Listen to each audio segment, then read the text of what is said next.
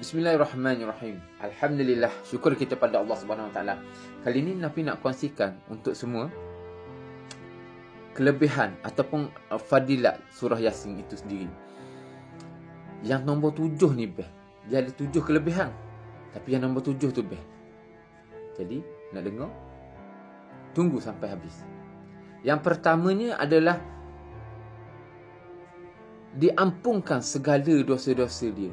Ni, kalau kita niat untuk Allah ampunkan segala dosa-dosa kita, maka Allah ampunkan segala dosa-dosa kita.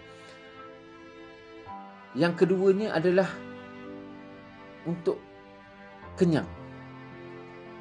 Seandainya kita tak ada makanan nak makan, tak ada makanan, tapi kita tawakal dengan surah Yasin tadi, insya-Allah Allah yang bagi kenyang.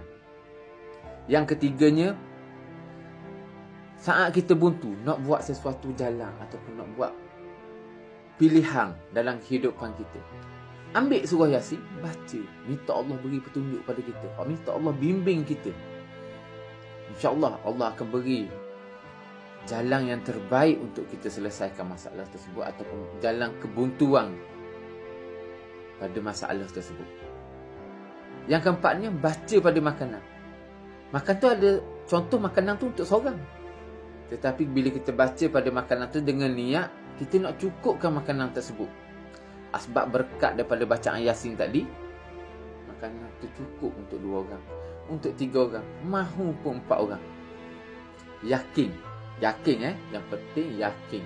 Yakin pada Allah Subhanahu Wa Taala berkat kalam dia tadi. Yang kelimanya, baca pada orang yang nazak. Ni orang yang nazak kita dah pakat kumung gitu lah. Tak boleh baca bida'ah. Baca pada orang yang nak mati ni bida'ah katanya. Jadi kalau tengok gitu lah, dok baca.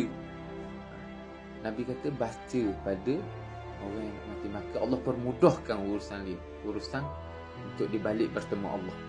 Yang kenanya, baca pada wanita yang nak bersalin, nak beranak, maka Allah permudahkan urusan beranak dia. Kita nak berapa lagi? Kita nak berapa? Tapi yang nombor 7 ni best. Yang nombor 7 ni best. Baca sekali Yasin umpama baca 11 kali Al-Quran.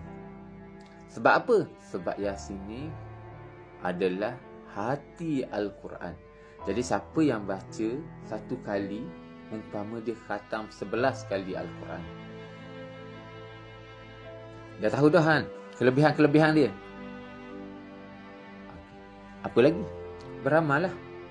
Jangan lupa like, follow, share jika ia memberi manfaat pada anda semua. InsyaAllah. Assalamualaikum. Jazakallahu khairan.